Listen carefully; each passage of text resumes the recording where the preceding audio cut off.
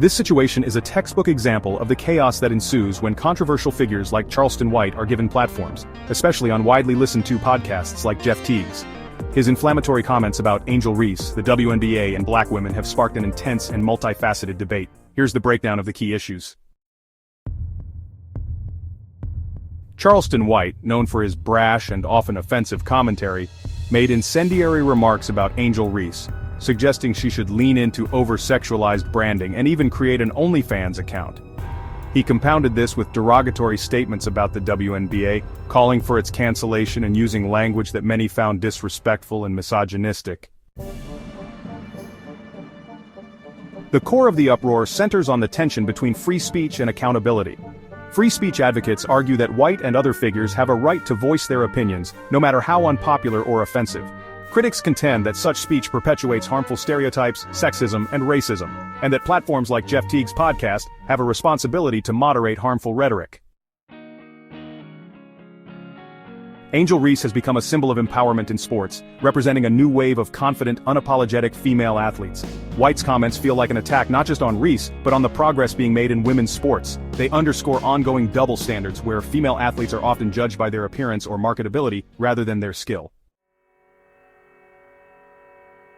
Social media has amplified this controversy, with users split between condemning White's comments and defending his right to say them. It's a firestorm that reflects deeper societal divides. Feminist and racial justice advocates see this as a moment to address systemic sexism and racism in sports commentary. Others view the backlash as an overreaction or an example of cancel culture silencing dissenting voices. Larger cultural implications. This isn't just about one podcast or one athlete. It highlights the challenges black women face in sports, from being hypersexualized to having their talents overshadowed by controversy. It also raises questions about how black men in media discuss black women, with some pointing out patterns of misogyny and lack of support. Jeff Teagues' role. Jeff Teague is under fire for giving White a platform. Critics argue that inviting someone known for incendiary remarks was a deliberate choice to generate controversy and clicks, regardless of the potential harm. The debate moving forward. The situation has sparked broader conversations. How should women athletes be discussed in media? Should platforms bear responsibility for controversial content? Where is the line between free speech and harmful rhetoric? Conclusion. This is a polarizing moment that forces us to examine the dynamics of sports commentary, gender, race, and media responsibility.